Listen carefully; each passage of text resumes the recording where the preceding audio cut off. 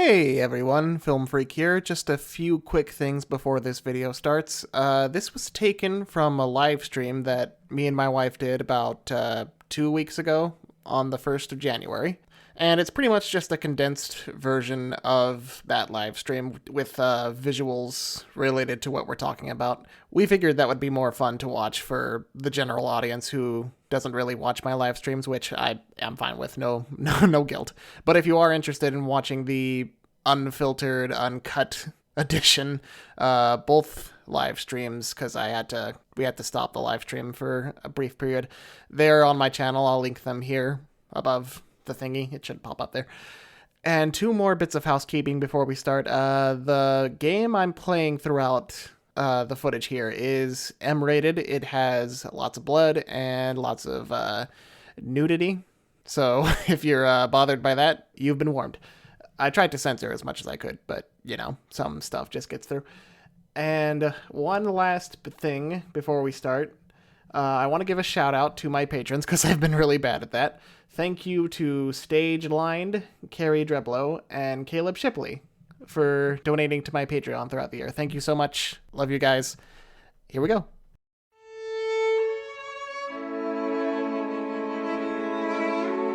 Hello everyone from the future and whoever stops by to watch the live stream. We are going to, that's as in me and my wife, BexDeeKay. BexDeeKay. I am Film Freak, hello. We are going to talk about some of our favorite things. No, we're not going to talk about Bruno. Even though... We don't talk about Bruno. Even though Bruno showed up, in 3 movies this year. Right near, yeah. I was going to say near the end, but... the midway point. Luca was... Which we'll talk about in a minute. We're not here to talk about Bruno. We're here to talk about the 2021 and just reflect on good media. Yes. Because I know our life story's bullshit, so... Yeah, and we also didn't really see a lot to cover, the bad stuff. Yeah, I never see a lot of, I never go out of my way to see a lot of bad movies to make a definitive top 10 this sucked list. Yeah, I can't even, really right off think of something I... Hated. Yeah. Just hated. Yeah. We compiled a list of some of our favorite things, and also some stuff we haven't seen, and I figured, I'm also playing the Forest just for background. For background visuals and such. When you actually post this, though, you'll edit footage into it, right? Yeah. We're playing peaceful mode, so we don't have to worry about no cannibals. Yeah.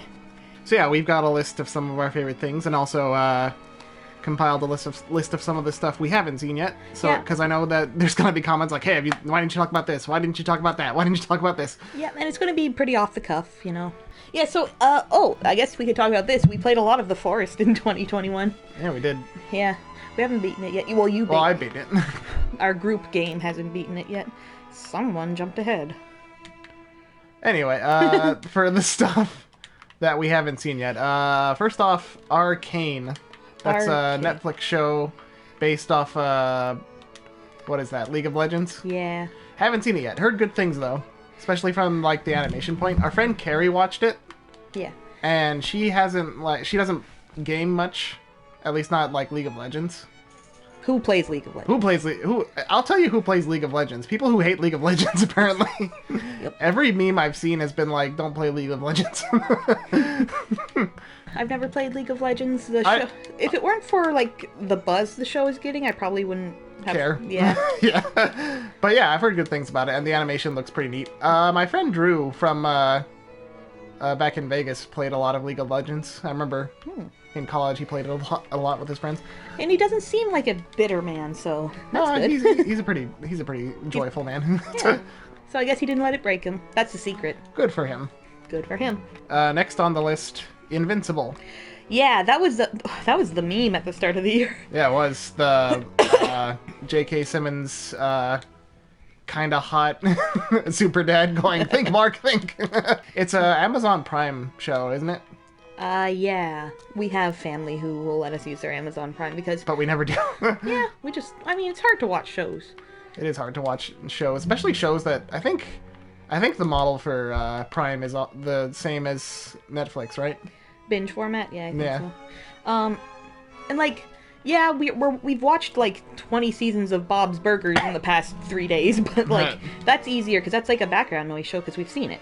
Yeah. When it's a new show, you want to sit down and pay attention, and we're of the like ADD generation. Yeah, where I need to listen to YouTube videos while I play stuff like The Forest here. I'm playing games on my phone right now. Indeed. All of this stuff on this list we'll probably watch in the future. Eventually, yeah. Eventually. We just didn't get around to it in 2021. We did get around to the first episode of Inside Job. Yeah, Inside Job. First episode didn't really do it for me. Yeah, I've heard that it gets better, but we kind of haven't picked it up since episode 1. Yeah, not much to say about it. Harungal, I always get your name wrong, sorry. But he commented that we should watch Hilda. Yes. And that made me realize, Hilda had a special this year, I think. Yeah. I remember seeing... The Mountain King thingy? The Mountain King. I remember they had to change the poster because it looked like his dong. Oh. his nose looked like his dong. But yeah, when did Hilda come out? It's been out for a while. Been out for a while. We've been sleeping on it. Yeah. I've heard a couple people have told me I should do a video on it, which makes me not want to do a video on it. I'm kidding. But yeah, it's something that I think we should check out, definitely. Yes. Next on our list, we have Eternals. That's the Marvel movie. Oh. We haven't seen that. Yeah. I think when it was coming out, I don't think anyone saw that in theaters when it came out. Maybe. I know everybody saw Shang-Chi. That did pretty well. Yeah, Shang-Chi was good, though. Yeah, I liked it. I liked it, too. But Eternals, I don't really think there was enough to grab me.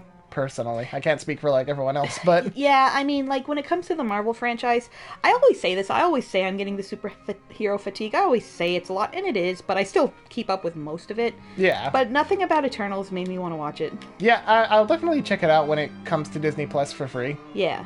But like, there really was nothing about it that really grabbed me in the moment, except for like apparently there's a Bollywood dance number, and I like that. I like the sound of that. So we'll see. We'll see. Why wasn't that in every single trailer? I actually don't remember if I saw a single trailer. Yeah. Zack Snyder's Justice League. Zack Snyder's Justice League. God, I do not care about that. Yeah. I don't care. Like, I've heard it's good. I've heard it's better than the one that came out in 2017. And, like, there is something cool about Zack Snyder getting to, or any director really, getting to do a different cut. You know, of something that might have had a little too much interference on the first time. Like, there is something to be said about how studios don't really allow that most of the time. Yeah. But I just do not care. Like, God, I do not care for Zack Snyder's DCEU movies. Oh, like, Zack Snyder. I actually, I remember liking Man of Steel okay. But Batman v Superman... I hate. I hate that movie. I haven't watched that one. I've watched, I liked Man of Steel as well. I remember liking it quite a bit. I really liked 300. I thought he did a good job with Watchmen. Oh yeah, I like some of his movies. It's not that I don't like him. It's just that... He blew it with Gahul for me, and we will make a video about that someday. But, oh man. I'll probably watch it eventually, the Zack Snyder cut, but God, I just do not like... what he did with Batman v Superman. That movie is just dreadful to me. Next on our list, we have Arlo the Alligator Boy. That on Netflix. It looks so pretty, and I just kind of... I remember we talked... Did we mention it in our podcast or something? Oh, we must have. Yeah. We must have. We have a podcast, by the way. It's called Destination Animation.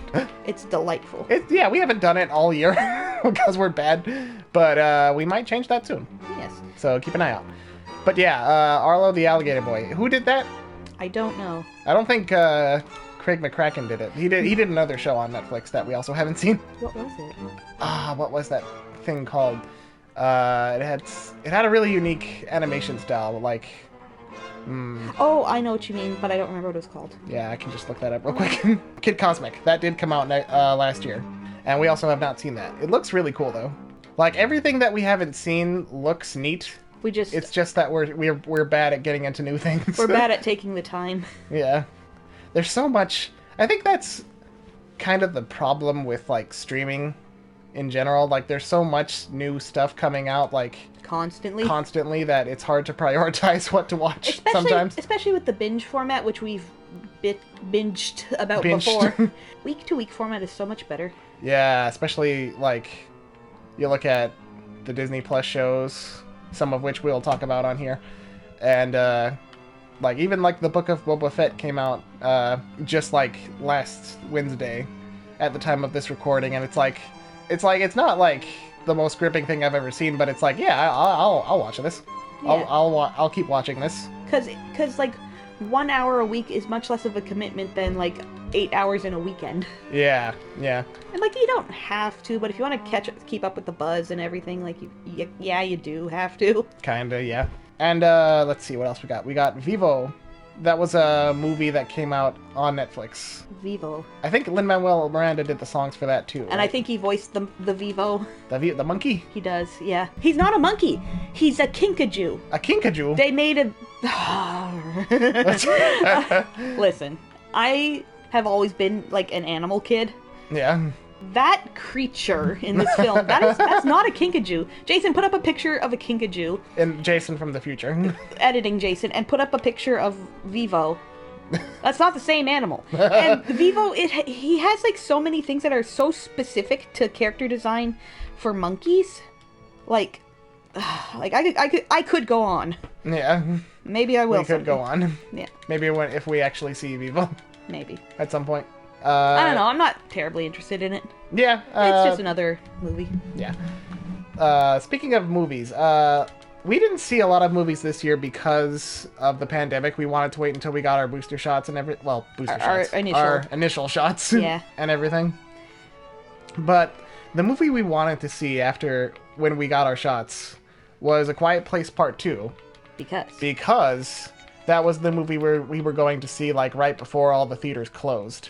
Yeah, so we wanted to just pick up where we left off. But we couldn't. It was gone by the time we were ready to actually watch a movie. Yeah. So we went to see Black Widow instead. I fell asleep. Yeah, Black Widow's fine. It's fine. It's not going to make this list, but it's fine. Yeah. I don't fall asleep during movies, and it's not because it was You were bad. really tired. I was really tired. You were really tired. Was that the day we went to the zoo? Oh, was it? It might have been, yeah. I think that might be why. Because we just wanted to go out and do things. Yeah. It was a fun little date day. Day. Outing day. An outing. Next one, Halloween Kills. I don't know much about that one. I have only seen the first Halloween, the very first one. I don't know if That's I've seen the original any Halloween. The first one is very good. Yeah. And then I saw the 2018 reboot, which completely ignores every other movie in the series. Sometimes it's for the best. And yeah, I like that approach sometimes. Just because, like, some franchises have a deep history, you know? Yeah. That it's hard to kind of commit. And it's going to be hard from, like, a writing standpoint to wrangle all that. Yeah, so Halloween 2018 deciding to go, like, okay, what you need to know is that the first movie happened back in 1978, and then this is the next movie in our continuity. And I liked that approach. Yeah. Apparently Halloween Kills was very controversial though. Like there's some stuff in it that people really didn't like. It's I don't want to say it's the Last Jedi of Halloween movies, I guess. But I think the controversy, I can't talk today, is a little more different than that. Yeah. What's The Last Duel? The Last Duel, speaking of controversy, is another somewhat controversial. God, I really can't talk today. Another kind of controversial movie. It was a what's that guy? What is his name? Crap, the guy who did Alien. Ridley Scott. Ridley Scott. It was a Ridley Scott movie. It's set in medieval England. And it, like, has something to do with a lady who gets assaulted. Oh. And then, like, a guy who duels her assaulter for her honor. Yeah. And, like, that was a source of controversy. I mean, it's not great. It's not a great premise, but, like, people who have seen it said that they do it in a pretty, it's not, like, exploitative. Yeah. So, and people made a huge stink about people not going to see that, even though... Like, that from the premise alone, that's a hard movie to advertise. Yeah.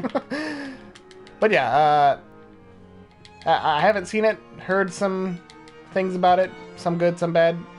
We'll probably check it out in the future. Yeah. I'm just building this to put my logs in. There's no, like, I'm playing in peaceful mode, so there's no cannibals. So everything's good. All is well. I just need food so I don't die. Ben Affleck and Matt Damon wrote the screenplay to The Last Duel. What? Why didn't we see it? What? That sounds crazy. Let's see. What else do we got? We got Dune. The remake of Dune came out this year. I wasn't... Yeah, I've never really been into... Well, like, it's just one of those... The old Dune was just one of those movies that existed. Yeah. Who did that? David Lynch. Yeah, David Lynch. He did the old Dune. I'm much more interested in that, on that alone. But yeah, I've heard good things about the new Dune, though, so we'll probably check it out at some point. Yeah. Sing 2, that came out Christmas, didn't it? I didn't realize it had come out until we went to the theater and there was posters. Yeah. But yeah, it's come out. I think it was supposed to come out, like, last year, like Probably. everything else was. Maybe I'm wrong. But, like, I don't know. What do you think about the first Sing? I think it's fine. It's cute. Yeah, it's fine. I don't think I would really go out of my way to see the sequel in theaters, though. Yeah. The only reason I watched it was when we were still living with my parents, and you were, like, asleep, and I woke up really early, and I was bored. So I just was like, oh, we'll watch Sing. Yeah, it's a fun movie. Yeah. The original. It's just, like, average. I like the cover of I'm Still Standing from it better than I like the original. Whoa. Yep. Whoa. Mm-hmm. Whoa. Last one on the stuff we haven't seen, The Matrix Resurrections, which also came out recently. I've seen the original Matrix movies. I technically have, but I don't remember. I think Carrie and I streamed the first couple of Matrix movies. You popped in a bit for the first one. Yeah. But then you kind of popped out again because, like, you didn't care. Yeah. I'm not an action movie person, as we talk about in the James Bond list, I believe. Yeah. I've heard that The Matrix Resurrections is the last Jedi of this year, because people either love it because it kind of subverts what you expect from a Matrix movie, or people hate it because of that. Yeah. So that sounds pretty interesting. So now we're moving on to stuff that we have seen. Cartoons. What came out this year? What did come out this year? The Owl House. Owl House Season 2. Season 2A, anyway. Yeah. Just up in the ante every episode. Honestly. I've seen a lot of people who were kind of on the fence or didn't like the first season come around on Season 2. Yeah. Because, like, I'm obviously going to make a video about Season 2 when it's complete, so I don't want to We're putting this out here now. Much. For everyone who's asking, he's going to do a video when the season's done. Yeah, when it's done. Like, that's just how I do things. I like talking about things as a whole better than speculating. Well, speculating too much. Anyhoozle. Amphibia. Also, we watched a lot of Amphibia this year. I think we started watching Amphibia this year, did we? I feel like we started watching it, like... End of last year. 2020. 2020, rather. But, like, most of Season 2 came out in 2021. Yeah. The True Colors debacle happened in 2021. Yup. Amphibia's so good. Yeah. We love Amphibia in this house. In this house. And I think we've also really liked Season 3 so far, which I think people have been kind of half and half about, because I think people don't really care for the, like... Slice of life. Back to the slice of life, focusing more on their antics in Earth. But, I mean, that's really what even Season 2 is a lot of slice of life. It's just stuff happening. Yeah, it's never been like a... I think what it is Season 2 ended with so much, it feels kind of... I get it. It feels kind of weird to go back. Yeah, because, like, Marcy got freaking impaled. Spoilers. There was some aloe back there. You should pick it up. Oh, yeah. But Marcy, like, we thought she died for a split second there, so to go back to fun slice of life, I think I can see the dissonance. It might be a little too much for some people. Yeah. But, like, I've never really minded. No, me neither. Castlevania ended this year. I don't know if any season really did it as much for me as, like, the first one did. Yeah, the first two... the first season was only 4 episodes, so it was, like, maybe really that's short and sweet. Yeah. Like, I think the whole show, though, is really unique in that it's, like, a video game adaptation that is really good. Yeah. That you don't really have to play the games to know. Like, to be, drawn into it. Yeah. And all I care about, my husband knows where I'm going with this, is that the hot vampire and his hot wife got a happy ending somehow. They did. Spoilers for season 4. Spoilers for the last 10 minutes of season 4. Yeah. Like, season 4 as a whole ended a lot happier than I thought they would for a show like Castlevania. It was really good, though. But yeah, each season just had kind of a different, like, mood to its pacing. Like, it took itself very slow. The animation, that one freaking shot of, like, what's her name, Sypha? Yeah, Sypha. Sypha, when she's, like, dodging the fire. That is so smoothly animated. I puked with rage. I don't like, it's so... I puked with rage. Well, I don't even know what I'm trying to say. It's like, it's so well animated. Like, the consistency of the, like, keeping the character model in the subtle movements is so good. Yeah, definitely. Like, heck. I forget who was, like, the lead animator on that show, and I should go to jail for not remembering. You should. Quite frankly. I'll take you to jail. I'm gonna kill this deer. And then take me to jail. Look away. Come back. I don't have a bow and arrow yet. Come back. Come back. Come back. Come here. But yeah, Castlevania. Really good. I liked it. I like pretty much every season, honestly. Yeah. I kind of wish that the what's her name? Camilla subplot kind of tied more into the main story. Yeah. Like, I thought that's what they were gonna do with season 3, like it would all, or season 4, that it would all kind of tie back together, but it remained mostly separate. Yeah. But whatever, it's fine. What else came out? Love, Death, and Robots. That came out around the same time as Castlevania season 4, the new season 2. Hey, come here, squirrel. Love. What were the episodes? The Christmas one was so good. Yeah, why didn't we watch that when Christmas came around? We should have. Oh, so good. What were some of the other ones? I remember there was one that had, like, really realistic looking animation. The detective guy? Yeah, the detective guy. That one was pretty good. There were lesser episodes this season, I think. Less than, like, the 20 or so that came out with season 1. Yeah, was that, was this the season that had them, like, running around on the whale? With the whales? Yeah, that was cool, too. The first one was that old lady who got attacked by her Roomba. Yeah. Love, Death, and Robots is good, though. Yeah, I like anthology series and such, just because, like... Oh, there was new Disney shorts, too, wasn't there? Oh, yeah, there was. The short circuits. There's one, it's like Sounds to Make in the Dark or something. That one's so cool. Yeah, it's just like, even if you can't really remember some, there were always, like, certain shorts that really stuck out. Yeah. Again, like the Christmas one from Love, Death, and Robots. Oh, that's so good. Like, anthologies are good. I like anthologies. People... Especially animated, where, like, they just get so... Oh, yeah, we didn't see... we saw one episode of that one Star Wars anthology series. Right, we haven't... we gotta get back to that. What was that called? Visions. Visions, yeah. Yeah, we gotta get back into that. Definitely. So what else? Beastars. Beastars. I liked season 1 better, but season 2 was quite good. Yeah. We picked up all the mangas. Yeah, we did. The mangas? The mangas. The mangas. You're so northeastern Canadian. I love you. You hoser. First of all. What's a hoser? Don't talk about me like that. A. Yeah, Beastars season 2. It kind of tied more into the mystery of who, like, from the very first scene from the very first episode, who killed the Tem, the alpaca boy. Yeah, which, I mean, yeah, it's good we got back to that. Yeah, because they kind of left that hanging in season 1. It's all about horniness in season 1. So. Yeah, and Haru wasn't really in season 2 as much, which I didn't care for. Which I guess is true in the manga too after a certain point. Yeah. But yeah, I liked season 2. I just like the world of Beastars. Me too. It's so intriguing. It's like like our friend Carrie says, it's Zootopia that. And I like Legoshi. Legoshi speaks to me as a character. He does to me too. He's such a tall boy. Oh no, my campfire! Okay. He's a boy. He's a puppy. He's a good wolf. Gretzko also came out.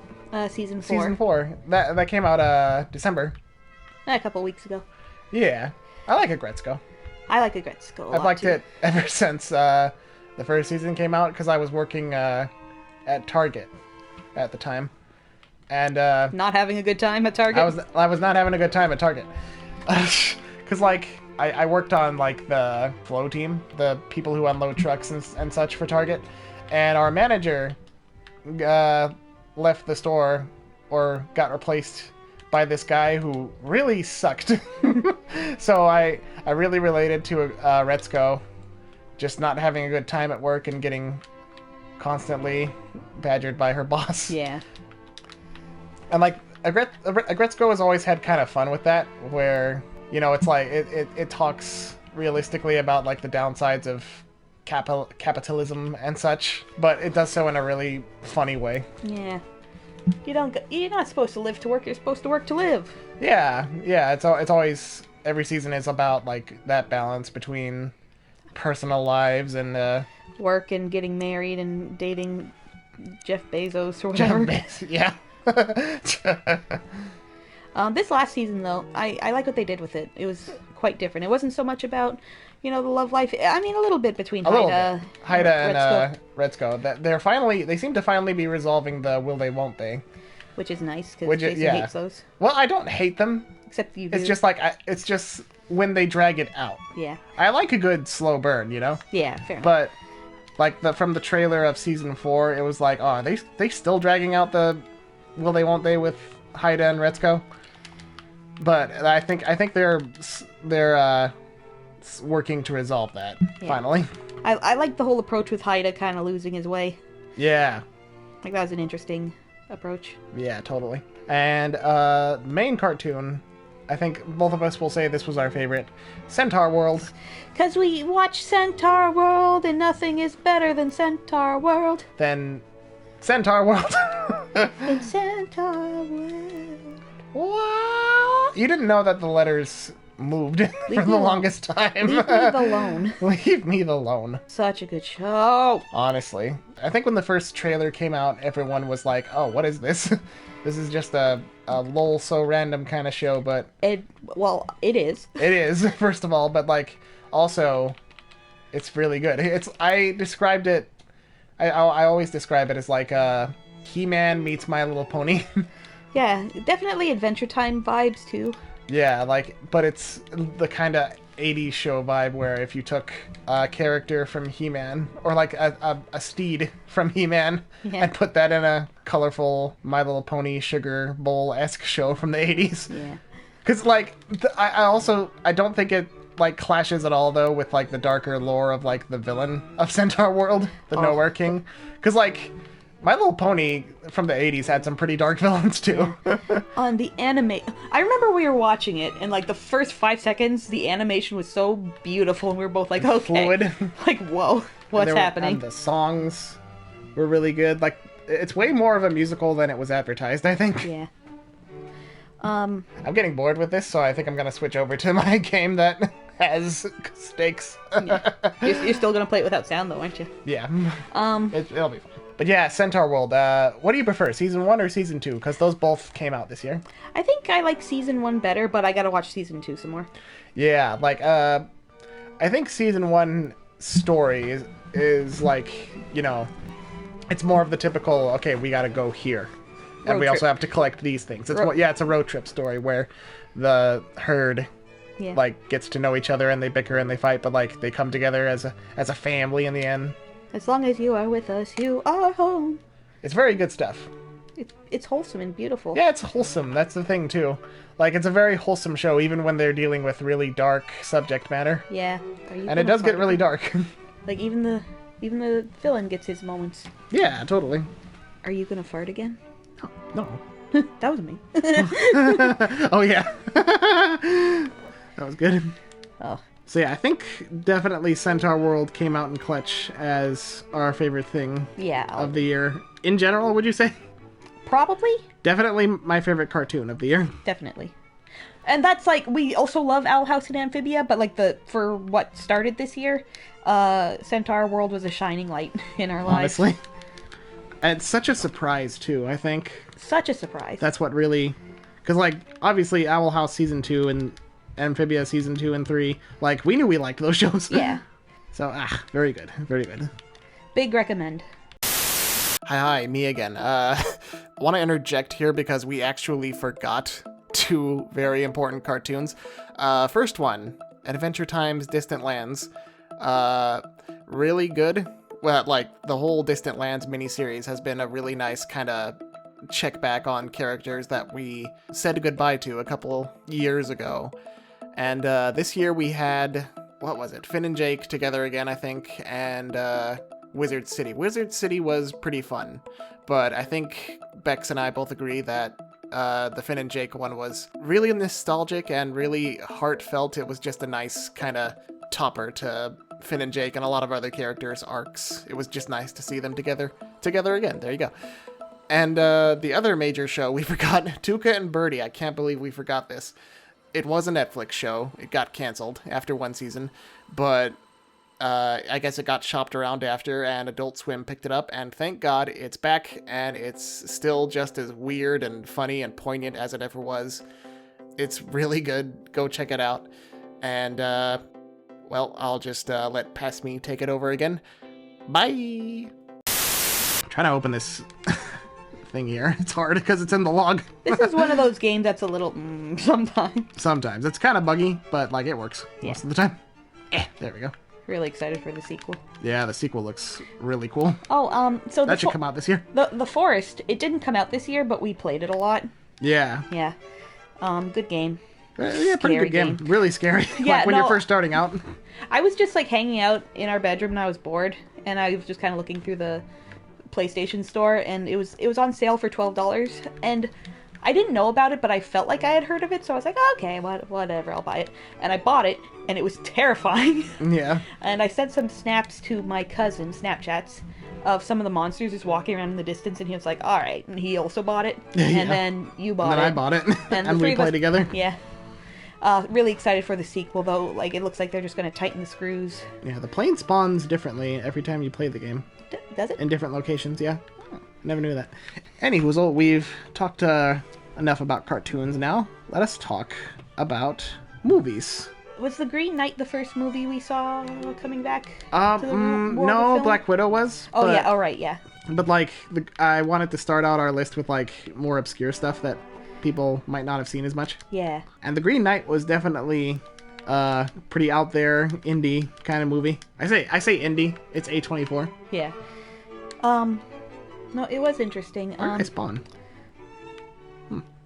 Yeah, it was a very interesting movie. We went with some friends. And they hated it. They were not fans. I think it's definitely going to be one of those movies where you either love it because it's so, like, abstract and very, very meticulous, for lack of a better word, with its pacing. It's, you gotta go into it with the right mindset. Like, if you go into it thinking it's gonna be like a action movie or whatever. Yeah, it's definitely more of a character study than like a swords and sorcery kind of medieval flair. And it's like the vibe is very fairy tale. So you gotta accept that some things about it are gonna be weird in that respect. Yeah, definitely. It's a hard movie to recommend, but if you like surrealism and a more abstract approach, check it out, definitely, for sure. Most definitely. Have you seen Ghostbusters Afterlife yet? Oh, that was another one we hadn't seen. And I don't really care. I don't super care either. I never really cared about the first, Yeah, honestly, I don't have a strong fondness either way for Ghostbusters. I don't hate it, but I don't love it. You know what I mean? That being said, I like the kids in the 80s dealing with weird supernatural bullshit genre, the isekai anime or whatever. That's not right. I mean, I think it's modern day. You're Afterlife. Modern. Not modern, you. One of these days. It's not always about the money. It's not always about the money, Spider-Man. Speaking of Spider-Man, Nightmare Alley. Willem Dafoe was in that. We saw Nightmare Alley, yes? No, not the 30th. The 30th we saw it. Yes.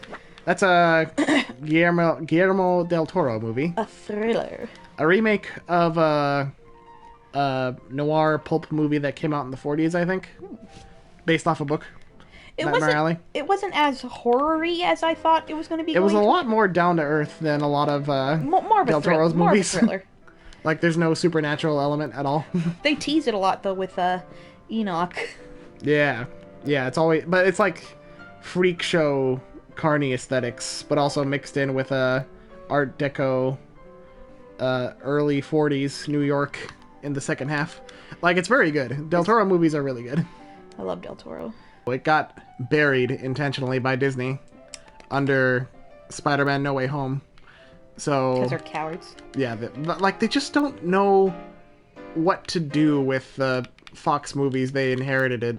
Yeah. Because they're stupid and they care more about their brand than Their brand. But whatever. I'll talk about that when the time comes. So yeah, if Nightmare Alley is playing and it sounds interesting to you at all, just go see it. Yeah, check it out. Also be safe because the Omicron Omicron Perseus variant is a thing. Yeah. So just be safe. Be safe. Be safe. We love you. Speaking of thrillers, Last Night in Soho. That one was really cool. That was Edgar Wright's first real horror movie. And again, more of a thriller than an outright horror. Yeah. There's so many good little visual things. That scene, you know the one I mean. Yeah. Why don't we always come here? It's the peaceful ends. It's the best place to build your base. Yeah, but there were Edgar Wright has always been a really good visual director. And from what I've seen of his works, he's really good at visuals, yes, and for keeping things like tight and having good through lines and stuff. Yeah, definitely. He's also been really good at character, though, which is really good. Because there are some directors that are really good with visuals, but not so much character, or vice versa. But Edgar Wright has he's kind of learned that balance from his comedy stuff. And comedy really is a really good, I think, segue into horror, because a lot of the same kind of, you have to have the right timing to have a joke or a scare land. Yeah, I think Jordan Peele is also a really good example of that. Yeah. But yeah, I think Edgar Wright also, his first straight up not comedy movie was Baby Driver, which is also a really good movie. Even that was pretty light though. In comparison. In comparison, it's more of a crime thriller than sort of, nostalgia breakdown. A breakdown of nostalgia is what Last Night in Soho is. The main character is really obsessed with London in the 60s. She loves that aesthetic. Turns out, London in the 60s sucked. Yeah, she starts seeing visions of another girl from the 60s who gets her start working at this club. And just slowly starts to learn, oh yeah, life for women in the 60s was actually terrible. So next on the list, No Time to Die.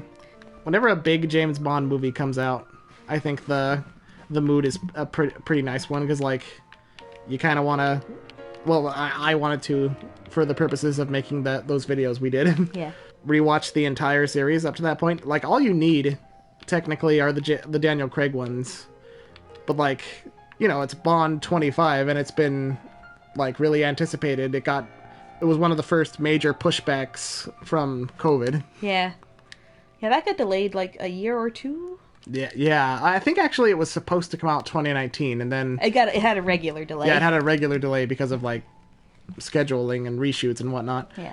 But then COVID happened, April, March of last year. Or 2020 now. It happened. COVID really hit. And studios were okay, we gotta push this back. So No Time to Die, you get pushed back to November of 2020, and that'll be okay. And then it got pushed back again to March to April of 2021, and then it finally came out in October of 2021. It was a long road, but I think it was worth it from my perspective, just so I could rewatch every movie and explain the series to my wife here. Yeah. Because those were really fun videos. I love doing those. And I just Yeah, I'm funny. Watch those videos. I just like sharing things with you.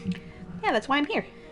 So, yeah, that is why you're here. So, just to be able to do that was really fun, and that kind of elevated the movie itself for me, I think. Because it's a good movie. Yeah. I like it a lot. But just seeing it with you was also really fun. Yeah. Because I know you don't really like action movies most of the time. Yeah. So to share that with you and for you to have a good time too, it was this is nice. I like this. I might make a proper video about the characterization of the Daniel Craig Bond in the future, because I think that was really interesting what they did for the 5 movies from Casino Royale to No Time to Die. It wasn't always perfect, but it was an interesting experiment. And speaking of interesting, The Suicide Squad. It was so much better. That we watched, like, before Birds of Prey came out, we watched the 2016 Suicide Squad. And I remember liking that fine when it came out in theaters.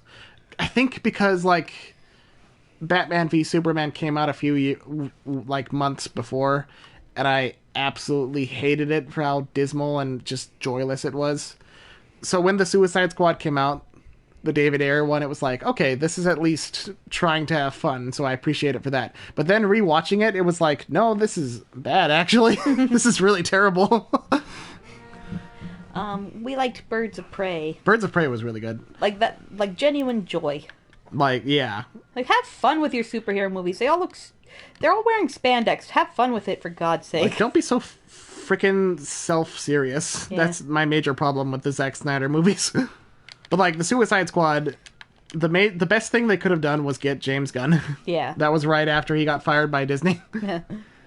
Got him. They were like, okay, we're getting him. Swoop him up. And then I swoop in. And Disney came to their senses and hired him back for Guardians 3 after that, which, good. Yeah. But, like, the Suicide Squad, I don't think it would be nearly as, like, entertaining if they didn't bring him to do it. Because you could tell they really wanted to replicate Guardians of the Galaxy with Suicide Squad. And that's fine. And that is fine. But, like, just the fact that they got him to do it made it more authentic, I think. Yeah. Like, because there are a lot more characters in general in the Suicide Squad. There's, like, how many people are even on that team? Not counting the bait and switch guys in the beginning. Yeah. There's at least 8, I think. But all of them have unique personalities. All of them have kind of a character arc. Like Polka Dot Man, King Shark, like really out there supervillains that, like, I think we know just because we play stuff. We've seen stuff like the Harley Quinn show, which had King Shark. And I'm familiar with some of the more out there Batman villains like Polka Dot Man. So yeah, that's how we knew about them. But like, I hate to say normies, but like normies wouldn't really know who they are. Yeah. You know, the casual movie-going public, and that's fine. But so to have characters like that, like the Ratcatcher 2, and like to have really deep character moments with them. Yeah. It was really fun, and the violence is really over the top. Yeah. Like, it really earns its R rating. Like, I've heard people argue that like these superhero movies really shouldn't be R because like they're based off comic books that were originally for kids. But like, it's a genre now. Like, it's not like I don't know what I'm saying. Like, I was almost saying like, oh well, it's like saying animation should be shoehorned in for kids just because it's a kids medium. But yeah, it started out as a kids medium, I'll grant you. But like, I'd argue it didn't. Yeah, fair enough. But like, it's just, you know, it can do anything now, and I think the R-rated DC movies, because they've been so out there, it's worked. Yeah. Like Birds of Prey worked because of its R rating and how it wasn't really held back. Yeah. And I think the Suicide Squad worked for the same reason. But yeah, the Suicide Squad was just really fun, and I enjoyed it. Me also as well. Yeah. Like we've said, I'm not the biggest action movie person. I don't know if I'd go out of my way to go back and watch it, but I enjoyed it when we watched it. Yeah, really, really fun times. Really surprisingly wholesome times. Yeah. Luca, speaking of wholesome. Oh, Luca was so cute. Luca, I think, like, you always hear that Pixar is kind of the equivalent of, the American equivalent of Studio Ghibli. And I think that this movie is, like, the closest they've really gotten to the feel of a Studio Ghibli movie. I agree. Just the chill stakes and... Yeah, like, the chillest of stakes, honestly. It's mostly personal. Yeah. Like, there's a race and whatnot, like a competition, and there's Sheen Estevez from Jimmy Neutron as the villain. He's just the bully. Doing his Akira slide. Yeah, he's just the bully. Yeah. Which could have been, you know, like, oh, great, a bully character, because, like... It's really funny that he's bullying children. Yeah, he's, like, at least late teens. He's got a mustache, a very thin pencil mustache. Ugh, he's disgusting. He's terrible. But like, the vibe of Luca is really good. Like, the animation is so soft. I think it's the first time Pixar's really changed its style to such a degree. Yeah, and like the animation, it's kind of a retribution from The Good Dinosaur, which I didn't hate The Good Dinosaur. I hated The Good Dinosaur. But like, I'll grant you that the really hyper-realistic backgrounds kind of didn't really mesh well with the cartoony character design of that. Yeah. But I think they struck that balance better with Luca. Yeah. I think it's the colors. I think just because the town was so pastel and beautiful, but like in The Good Dinosaur, it was a forest. It was a forest where you could see every needle on every pine tree, and it's like, that doesn't work with the rest of what you're doing here. And it's very Italian. Mamma mia. Like, it's the same guy who did La Luna, the short, in front of Brave. La Luna. And it just, like, the whole aesthetic of the town, what's the town called? Porto Rosso, I think? Yeah. It's based off Porco Rosso.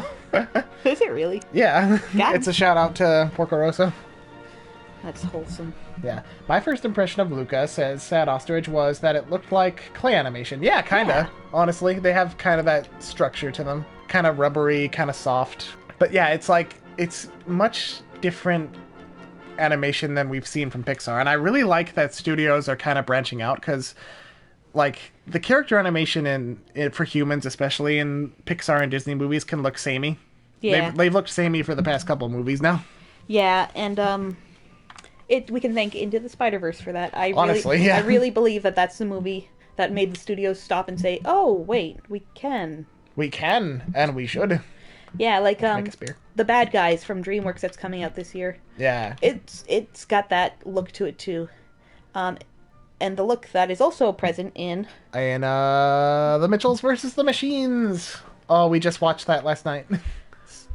I mean, we've seen it. We saw it before, but we watched it again because I got it for you for a late Christmas present. Yeah. Guys, don't you love when something lives up to the hype, which we'll talk about later, with some other things, but yeah, with some other things. Like, just from the initial trailers and stuff, it's like, oh boy, a movie to have fun with. Yeah. And it was so fun. Come here. There we go. Like, just yes. Like, what do you even start? What do you even say? Where do you even start with it? Like, visuals. We are cartoon people. We love and respect cartoons in this household. Yeah, most definitely. And the fact that... Okay, so CGI came along in, like, 95 or whatever. Yeah. And then the world stagnated for quite a while. Yeah. And no disrespect to, like, Pixar, because, like, obviously the animation, like, quality itself has improved a lot over the years. Right. Yeah. Like, look at Incredibles 1 versus Incredibles 2. Yeah. But, like, movies, CG movies themselves, like, they never really seemed to push the envelope until, like, Cloudy with a Chance of Meatballs came out. Sony, again. Sony. And then Hotel Transylvania, Sony. Like, Sony in general has really pushed the kind of squash and stretch. They really brought, like, 2D feel. Cartoon principles into their cartoons. I'll get it. They almost did a Popeye movie. And then they didn't. But they didn't. They did an emoji movie. Oh, God. Don't remind me. Come here. If Popeye had to die for them to make an emoji movie to fund Into the Spider-Verse, I guess it's fine. I guess. I'll allow it. But, like, the Mitchells versus the Machines, it's... You know, like, the animation itself is great, but also the story. I think when it was renamed Connected and the first trailer came out, people were like, oh, it's just gonna be a technology sucks movie. But, like, no, the movie itself is more like the balance. I went off on Twitter about this last night when we were watching it, because, like, I have seen people... Certain sisters of his. No, shut up. I've seen people on Twitter... like, talk about the movie and they say, oh, it's a bad movie because Katie forgives her dad who is her abuser, or like, it's just technology bad, that's the whole premise. Like, no, that's not it. It's about the middle, you know? It's like the main conflict is that Katie and her dad Rick, they've drifted apart, and you know, Katie wants to be a filmmaker, so she spends a lot of time with technology, and Rick, he's more of an outdoorsy guy, so he can't really connect with his daughter like that.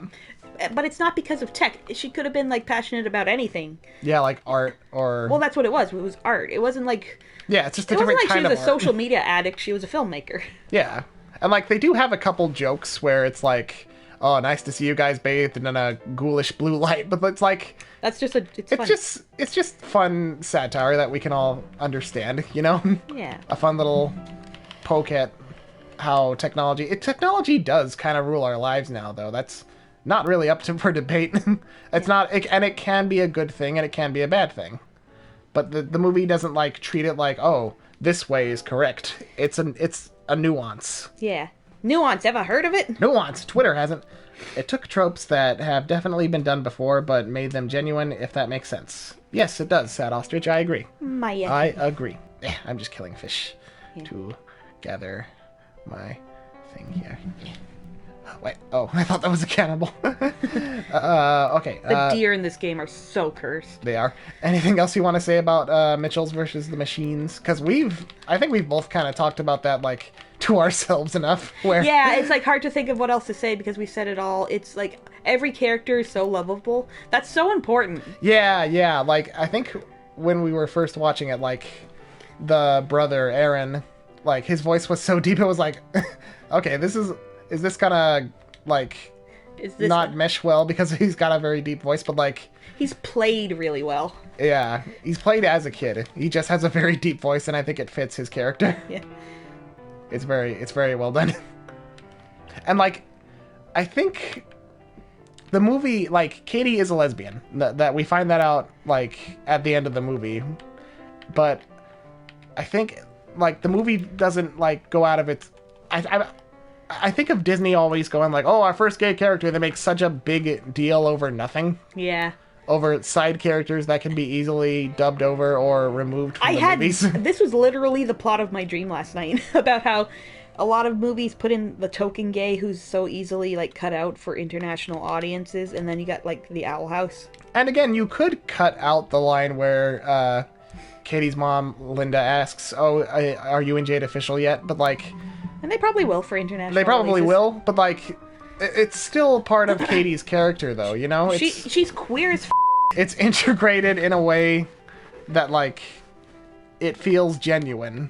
Like, it doesn't feel like a fake out that she's gay. It's like, oh, of course she is. Yeah. And I think that's one of the ways that you can do it right. Like, obviously, we, more traditional coming out stories are welcomed and needed, but I think it doesn't even need to be a coming out story. Like, Owl House, it's not a coming out story. Yeah, and we don't need, like, big moments like, I am gay! It's just, like, natural, like, inclusive moments like that where the main character just happens to be gay. Yeah. Like, we definitely need more of those, too. You hear a lot of people bitch about how, like, oh, but I hate when stories just shoehorn this gay person who their only character trait is, I am gay. And, no one can ever provide examples for me whenever I ask. Yeah. So I don't feel like that's happening, but also we should be cautious and not let it happen. Yeah, like, there are definitely companies, Disney, who pander, but, like, pander in a way that makes themselves feel progressive, you know? Without actually really having to be progressive? Yeah, but, like, it's different. It's different, you know? It's different when it's done in such a way that it's like, oh, like, just be genuine. Yeah. And Mitchell's versus the Machines is very genuine in everything it did. So I think that's one of the reasons. Is it my I think it's my favorite movie that came out this year. Is it yours? I think probably, yeah. Yeah. I mean, other than the next one here. Yeah. The last one you got on your list there, I thought might overtake it, but then we watched Mitchell's again last night, and I was like, nah, it's this one. Yeah, totally. So the next one is Spider-Man No Way Home. Very, very good. Like, we've seen a lot of Marvel stuff this year. Yeah. Like, we saw 3 out of the 4 movies that came out. Black Widow was okay. I personally liked that it was very low stakes in the grand scheme of things. And Shang-Chi, I thought was okay too. I wasn't, like, super crazy for it like a lot of other people. It had a dragon in it, so. Did have a dragon in it. But, like, I thought that the characters were just kind of average, and like the plot itself was kind of average, but it was good. I liked it. But Spider-Man No Way Home came for me. Yeah. It came for me as a Spider-Man fan since like I was a kid. Yeah. Like I remember when the first Spider-Man came out, and I didn't see it when it first came out, but like I got the video game for Christmas that year on PS2, and that was like the start of it. I saw the movie after that, and then I remember we saw Spider-Man 2 in theaters when I was 10, and like Spider-Man 2 is such a movie that like it's such a character study movie. Like there's still action and stuff, like superhero stuff, but it takes a back seat to Peter's personal life drama. But like even then, as a 10-year-old kid, I was still like, oh, I'm so invested. Yeah. This is the height of cinema. And like what a love letter of a film. Like no other movie's ever done this, right? Yeah, like it takes things from every live action Spider-Man film, like the Sam Raimi movies, the Mark Webb movies, the Amazing movies, that I liked The Amazing Spider-Man 1. I didn't see that in theaters either, but like I saw it when The Amazing Spider-Man 2 was coming out, and I really liked it. I liked what they did with it. It was different enough from what came before, even though it told basically the same story. Yeah. In terms of the kid gets bit by a spider, becomes Spider-Man. But they did enough different with it, and Andrew Garfield was pretty good. Yeah. Amazing Spider-Man 2, I hated. And just how delightful was No Way Home. Just watching all these characters who like I grew up with the old Raimi Spider-Man movies too. Spider-Man 2 is the greatest movie that's ever been made. Like honestly, after Holes and School of Rock. That all came around the same time too. What an era. What a time to be alive.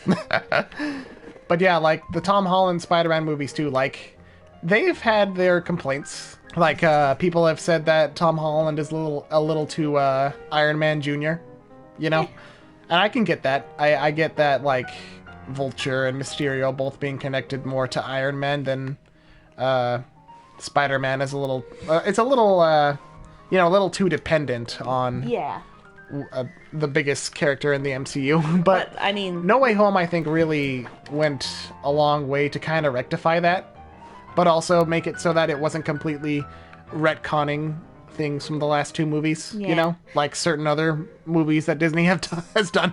Yeah. And without like getting too into it, the way No Way Home ended, I think it's going to amend that problem pretty well. Yeah. The ending for No Way Home. Ooh, I want to see that movie again. I might see that again tomorrow. Sunday. It's Sunday tomorrow, right? 'Tis Sunday tomorrow. Yeah, I might see that again tomorrow. And we're free up because our landlord showed up today. Nice. Sad Ostrich is saying, I think the most important thing in a movie for me is if you can tell that the people who made it actually cared about it. You were saying that for Mitchell's, I think, but this also applies for No Way Home. Yeah. That I still haven't recovered from No Way Home. My brain was vibrating in my skull while watching that movie. Same, honestly. Like, a lot of the movie is fan service. It's the definition of fan service. And if you had never seen, like, every other Spider-Man movie that came before, you would be lost to shit. But it wasn't for you then. It wasn't for you. It was for me. Someone who has loved Spider-Man from the beginning. Like before I got invested in Batman with The Dark Knight, Spider-Man was my boy. He was my favorite superhero. Yeah. I should really go out and do something. I'm something of a Spider-Man fan myself. And the performances from the returning villains, and also like Marissa Tomei really got to shine in this movie as Aunt May, and like Zendaya and Tom Holland, you can tell that they fell in love because you can tell that Zendaya is Michi. The chemistry is really good. Yeah. Like I forget who plays Ned, but he's really fun too. He is, yeah. There's going to be a character like that in Into the Spider-Verse. Yeah. He's based off Ganke, I think his name is, from the Ultimate Comics, who was a friend of Miles. Yeah. But like, it's just so good. Like Willem Dafoe, he is so good in No Way Home. He's a f***ing king. He was in Nightmare Alley as well. And we got to watch The Lighthouse again. Last time I tried to watch The Lighthouse, I had a chest pain or something, and I had to go The Lighthouse, Batman versus Green Goblin. Yeah. He was so good as Green Goblin again, and as a more sympathetic Norman Osborn this time. They all were kind of more sympathetic this time. Like, and they were already kind of sympathetic. Like, Alfred Molina as Doc Ock. Jamie Foxx got a better shake as Electro this time. I never saw Amazing Spider-Man 2, but I liked Jamie Foxx's Electro. He got a much better shake this time. Really good. I won't spoil anything for those who haven't seen it yet, but it's grossed $1 billion, so what are you doing? Has it grossed $1 billion? Yeah, it's the first pandemic movie that's really, grossed over $1 billion. Imagine how quickly it would have made that money if it hadn't been for the pandemic. Yeah, and Jesus. You could tell people were hyped for this movie, because when we saw it, our theater was packed, which is probably going to lead to problems as far as COVID-19 goes, but, I get it. Just be safe if you haven't watched it yet. Just be safe. Just be safe, everybody. Oh, yeah, and the last movie on this list, Encanto. Encanto. We are going to do a podcast episode about this, so we won't talk too much about Bruno. But we'll talk a little bit about it. Man, Encanto hit different, didn't it? It did. Compared to... I liked all of the recent Disney... the past decade, Disney was doing fine. I didn't quite care enough for Raya. I liked the world. Oh, I didn't care for Raya either. I liked the world, and I liked the characters. Yeah. But, something about, the slang, it was a worse modern Avatar. day slang really didn't do it for me. It was a worse Avatar, and that's not an incorrect opinion. Yeah, honestly. Just putting that out there. Just putting that out there. It just didn't quite connect with me on an emotional level. And then they've had good movies. Moana was fine. Zootopia was really good. I like Frozen. I don't think it's Frozen 2 was a little but the first Frozen is fine. Wreck-It Ralph 2 was probably the Wreck-It Ralph 2 is a movie that, I hate more I think about it. Yeah. The first time I saw it, I was like, yeah, that was fine. But then, wait a minute. That was bad, actually. Yeah. But otherwise, they've been fine. But Encanto hit different. And I really think the musical numbers were a big part of that. Just the vibe. The vibe was just so good. Yeah. Our podcast name is Destination Animation. I'll actually link it here. Oh, here. You keep playing. I'll link it. I'm in cannibal territory, so... Yeah. I think I should We don't have many episodes. We're kind of bad keeping up on it. But we will try going forward. And we've said that before, but we will try, for real. But, Encanto, there was just something that was... It's like Luca. It was so low stakes. Just, the conflict is all about the family drama and, generational trauma. You hear that a lot, but that really is what it's about. Yeah. But, the characters... Not all of them get a lot of, screen time, Every single one of them is either young and adorable or old and hot. It's true. Something's in the water in Colombia that makes everyone really attractive. It's the gift from the casita. Even abuela. Even abuela. Now there's a gilf. Sorry. Welcome to our show. Ugh. I mean, what else can you say? The musical numbers. Every single musical number, they just... had fun with it. And even Moana had You're Welcome, Frozen had In Summer. You would have these non-diegetic, is that what it is? Non-diegetic, where it's just these fantasy spots, but with Encanto, every song was just, it really upped the visuals. Yeah. And I think the Family Madrigal is the most probably, and the ending song are probably the most normal, quote unquote, but unquote. Even then there's still the choreography is beautiful. Yeah. You see the choreography video or live action reference for We Don't Talk About Bruno going around a lot on Twitter. I'll have to check that out. But yeah, even though we won't talk about Bruno, that's definitely the highlight sequence of the movie. I think actually I noticed this on the let me check on the Disney Vivo channel. Vivo. Oh yeah, right, Vivo. Their music channel. Yeah. We Don't Talk About Bruno was uploaded 3 days ago. Already has 16 million views, and I think the previous highest watched one was Let It Go. I mean, that's no, just from Encanto. Just from Encanto. It was Surface Pressure from 8 days ago at 22 million. So I mean, say what you want about Lin-Manuel Miranda, but he makes some really good he's a brilliant bangers. Lyricist. He's a great lyricist. Yeah. Are people saying otherwise? Well, no, it's just that they find him kind of annoying. Which I get. He has kind of theater kid vibes, you know? Leave him alone. He's fine. Wow. He's Harsh. I don't have Jason, anything that was against him. savage. What? I'm a theater kid. I'm allowed to say I it. know. So you know. But yeah, Encanto, lovely, lovely, wholesome, lovely movie, and I big recommend it. I'm glad it came to Disney Plus after not too long. Yeah. Like, it didn't do well, like, box office wise. Because certain circumstances. Yeah, certain circumstances. Like, let's stop being shocked Pikachu face when movies aren't doing well now. Yeah, I hate seeing the news articles that come out where it's like, oh, this movie didn't do great at the box office. Oh, no. Oh, it's like, shit, it didn't. There's a pandemic going on. Shut the f*** up. Yeah. Shut the f*** up. Shut the fuck up. So that covers the cartoons and movies portion of this list. Miscellaneous. Some miscellaneous stuff. One thing that got me through the beginning of this year was the webcomic Mr. Boop by Alec Robbins. I did have a video about it, but I had to private it for certain reasons. I don't think it would hurt to just tell people so they know it wasn't something weird that you did.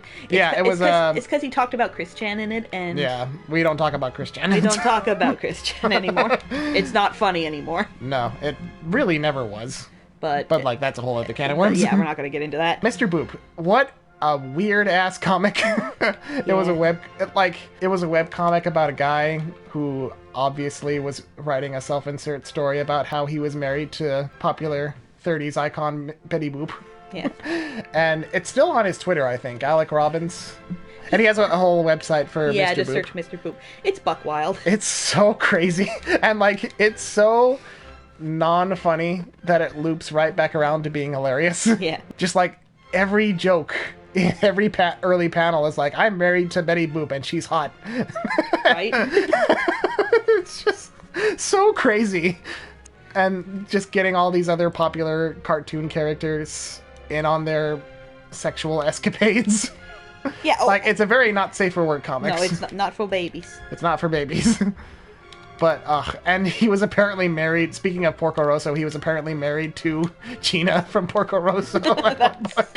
It just goes so wild. And, like, it also has something to say about the nature of self-insert webcomics like that. Yeah. And stories like that in general, which is the reason that I felt compelled to make a video about it back in the day. One of these days I might put it back up, but like it just feels Maybe a little after the heat dies down a little. Yeah, maybe. But yeah, that's Mr. Boop. Go check it out if you are over 18 plus. Am I stuck? There we go.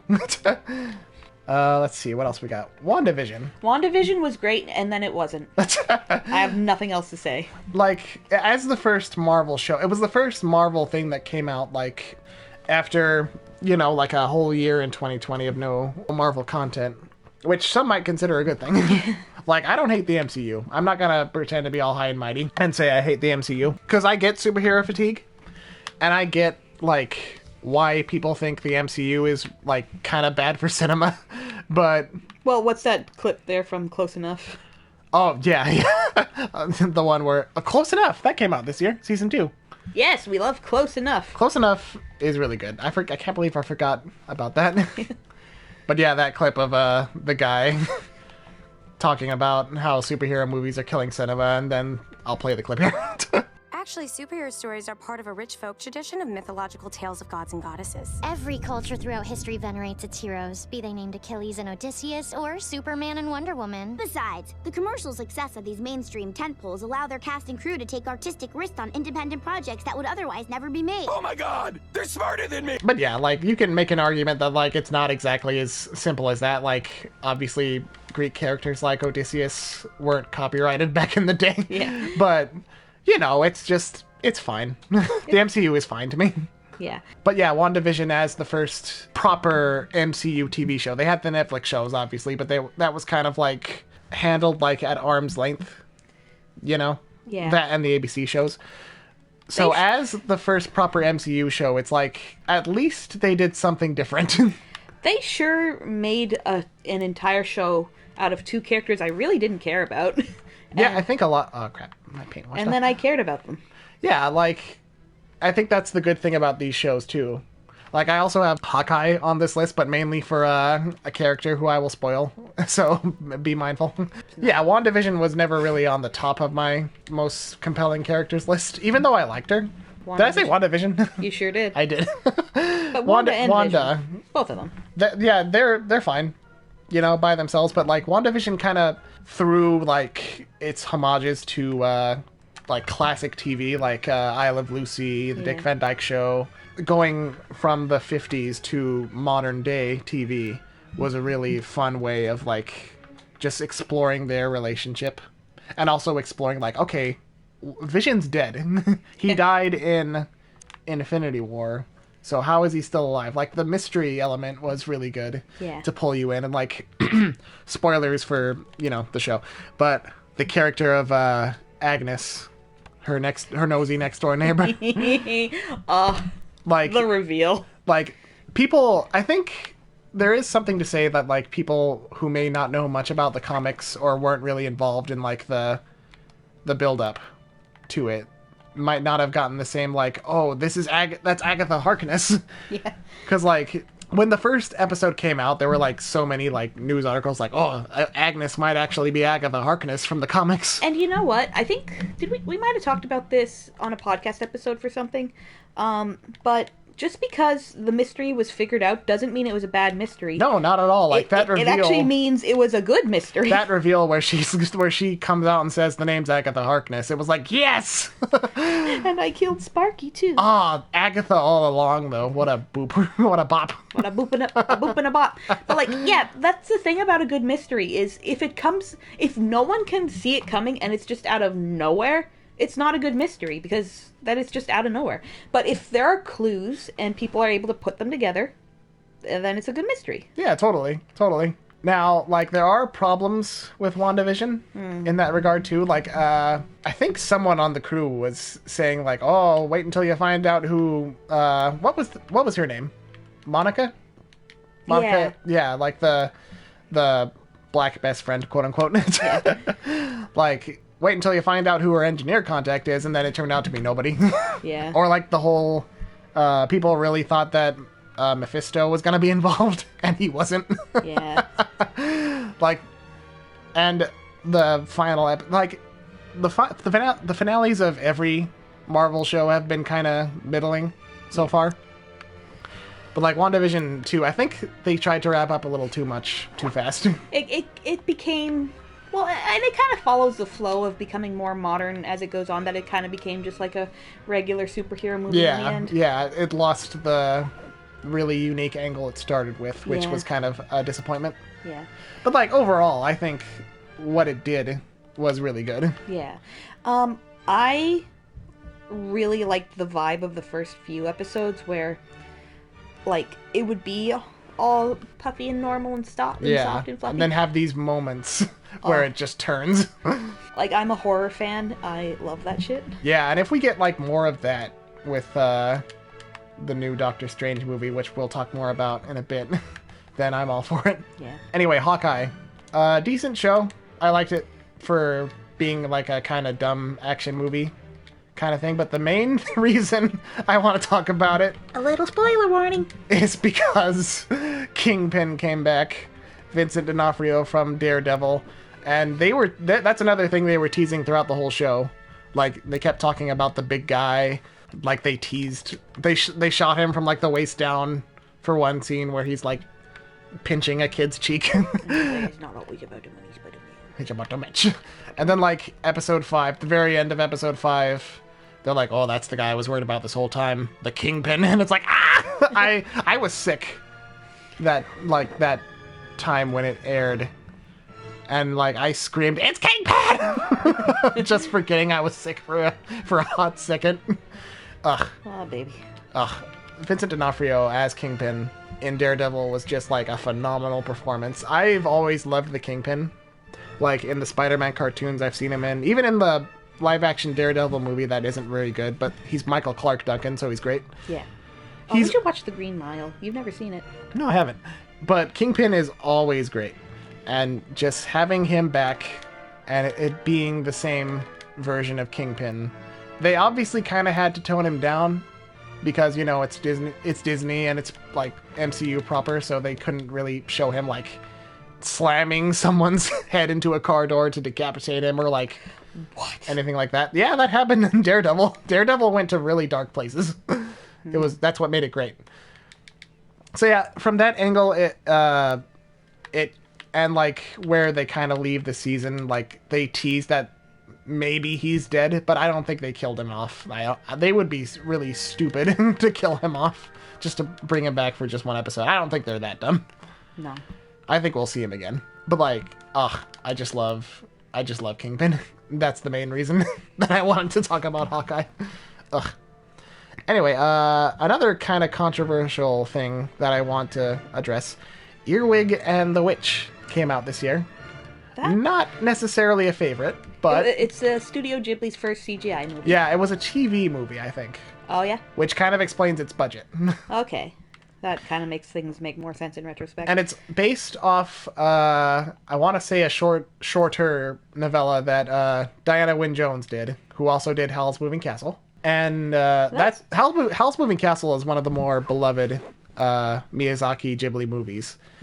And Earwig was directed by Miyazaki's son, Goro, who has had a really kind of a tough run with Studio Ghibli. I personally like Tales from Earthsea. It's not a great movie. There's definitely problems with it, but I like the vibe. And also Timothy Dalton's in it. And Willem Dafoe's in it. He just keeps showing up. I think there's enough good in it that I like it, personally. I can see why people don't. But Earwig is a movie that I can definitely see why people hate all of it. But I liked most of it. Yeah, I liked most of it, honestly. Until the last 5 seconds. Like, I like the practical witch vibe. You know? That's the vibe you're gonna live in when we get a house and I decorate it. But like it's like bed knobs and broomsticks kind of feel, where it's this witch house that a kid gets like, you know, roped into, and they're like, I want to be a witch. And the witch is just like, whatever, I need to make potions for people. Like, that's the practical witch element. It's kind of tongue-in-cheek. There's a witch, but people don't really care. Yeah. They just make potions for people and go about their business. The book Howl's Moving Castle kind of had that element too. That's a very Diana Wynne Jones like quirk. When I grow up and we have a house, I want to be the neighborhood's practical witch. Yeah. I want to be the house kids are eager to go to on Halloween. I want to give out full-size bars. So from that angle, I really liked Earwig for that. But then, like, the ending happened. Yeah. Like, right when you think it's gonna, like, you know, get interesting, it stops. And it's not like the movie was a bore fest up until that point. It's just weird how much it stops. It just stopped. It feels like we got 2 acts that were really stretched out. Whoa. Okay. Did you see what happened there? You can't play this game on YouTube. It's got boobies in it. Oh, yeah. Well, that's why I'm censoring it later. Anywhoozle. Like, just the ending of Earwig was a total letdown, honestly, and that was what really clicked for me, because like I heard that people didn't like the movie, and I was like, well, it's fine so far. I don't really get the excessive hate towards it. But then the ending happened, and it's like, oh, I see. Which not too spoilery, but something that they were building up throughout like kind of starts to happen. Yeah. And then the movie just stops. I've never seen a movie stop so hard. So yeah, that was the only real bummer about it, I feel. Yeah. But yeah, I liked most of it, and I felt like just talking about that. It was fine. But what we liked, pretty much the entire thing, oh god, there's more. What we liked the entire thing of was Psychonauts 2.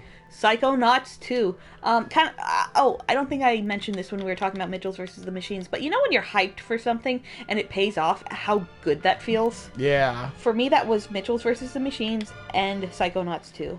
Honestly. A game that people have wanted since like 2005 and has been pushed back so much, not even just because of COVID. So many like production woes, and it took a long time and a lot of work to get there, and man, did we get a good game. It was so worth it. Honestly, like I don't think I've been that hyped for a game since like The Last Guardian, like that hyped for a sequel to something I love. Yeah. And I love The Last Guardian. a lot, but something about Psychonauts 2, man, like, it lived up to and exceeded my expectations in every possible way. It was so good. Like, I could go on, you know? I could just go on and on. We streamed the entire game on this channel. We did. If you're interested in getting our live reactions to some of the better parts of the game. Speaking of, like, great twist villains, too. Oh, it's such a good game, though. It's such a good game, honestly. Like, we didn't play a lot of new games this year. Yeah, no. I'm not generally someone who plays all the newest games. Yeah, me neither. Die. Get dead. Well, Sad Ostrich says they beat Psychonauts 2 yesterday. What a good time! And even I think you watched us play a lot of it. Yeah. And even if you did, like, there's still something to be gained from playing it yourself, I think. Like, it's honestly. Because it's good. It's very good.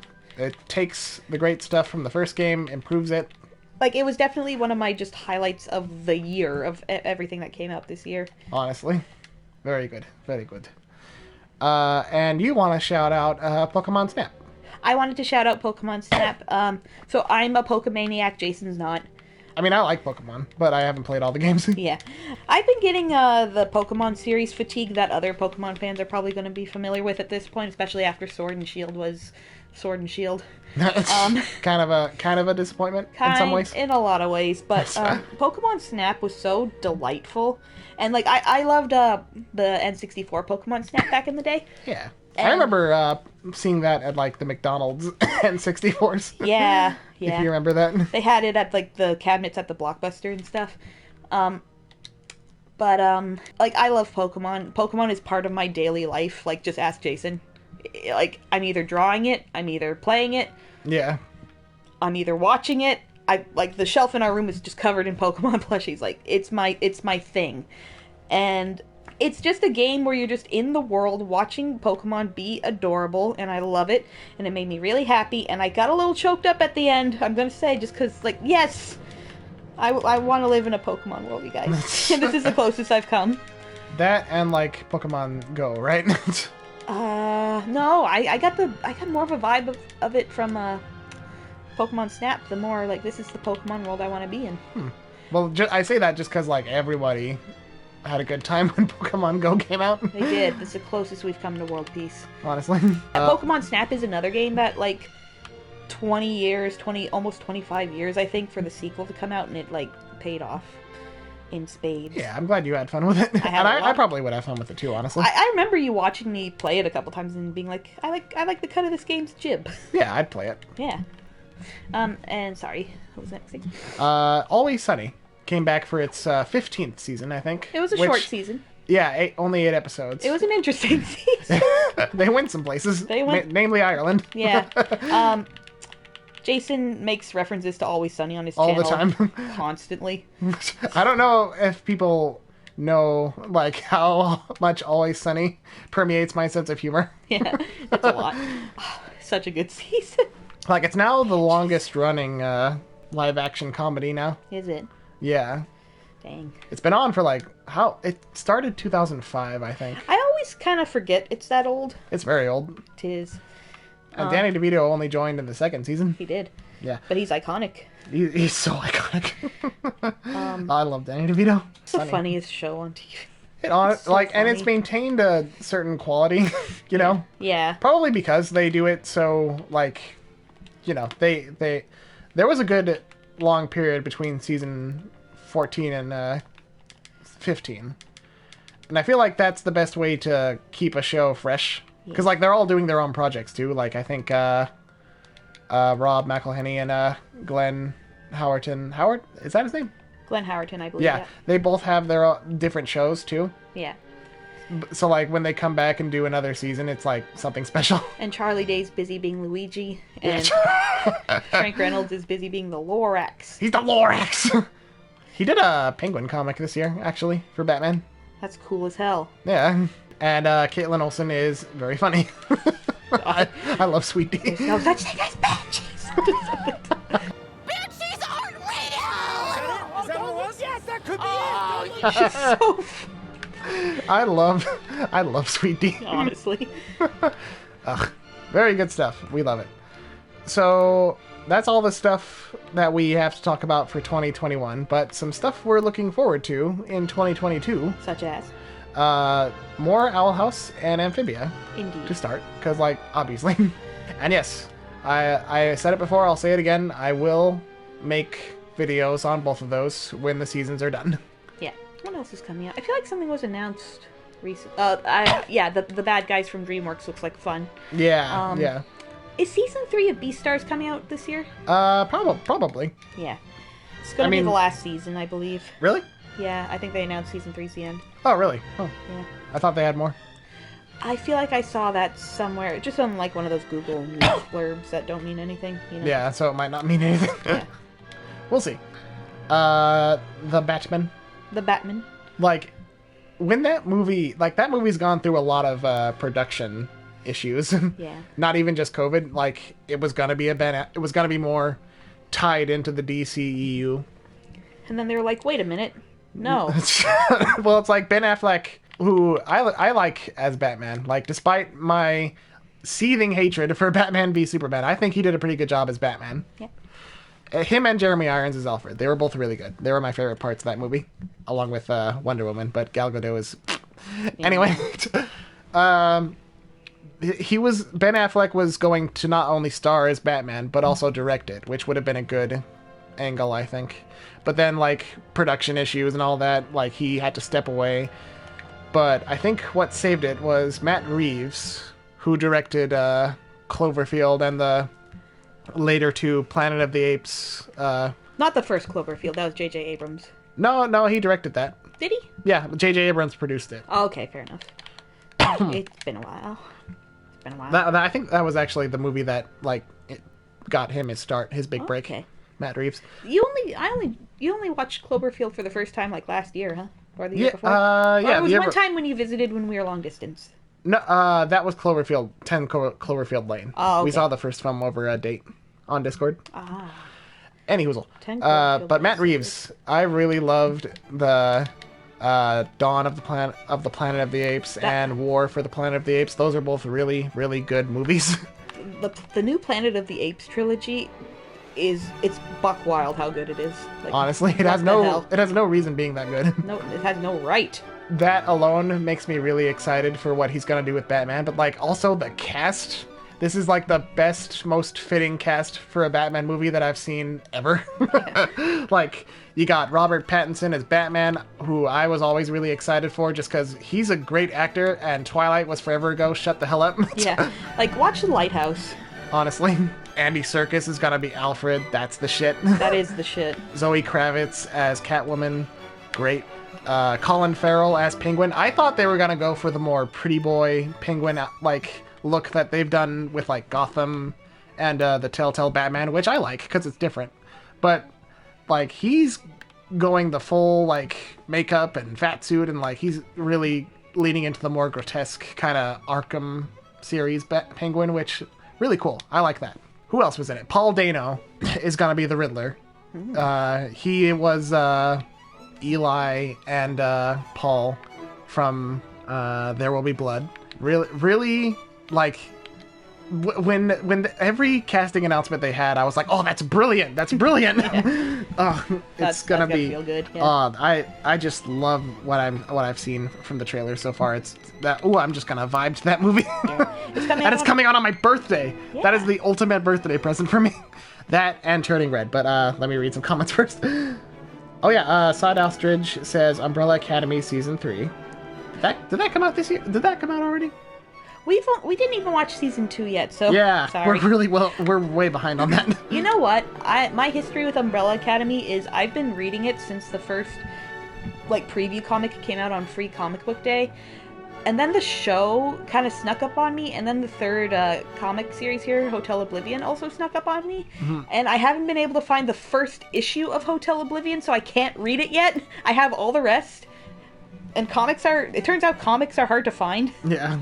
Once they've sold out, so that's a thing. What else? Taco T says Breath of the Wild 2 is what I'm looking forward to the most. Oh, good But I'm call. also super excited for the Owl House. Oh, and I kind of forgot about the Batman movie. Is that coming out this year, Breath of the Wild 2? Well, they announced that it's coming out this year, which means we'll see it in 2025. 24. That's just the nature of Zelda games. They always get delayed. Yeah, So we'll don't be surprised if it gets delayed, guys. But yes, I am very excited for that. Yeah, definitely. Breath of the Wild is my one of my favorite game of the whole decade of 2011 to 2020. I don't know. Yeah. However you defined the decade. That was just that's my favorite Zelda in general. It's very, very good. And the Mario movie. Not really looking forward to it, but I will watch it. You're weak. Nah, we love you. Are you kidding though? Chris Pratt as Mario and Ooh. Garfield in the same year? In the same year? Oh my. But no, Charlie Day as Luigi. I'm sold. I was sold. It's okay. Jack Black as Bowser. Yeah, Okay. that's good. But Charlie Day as Waluigi. I'm in love with Charlie Day. I mean, the main reason I'm trepidatious, if that is the correct term, is because Chris Pratt is Mario, but everyone else, I'm for. Yeah. Also, a good birthday present for me is Turning Red. Yeah. That's also coming out on my birthday. And the reason it's a good birthday present is because I love red pandas. He sure do.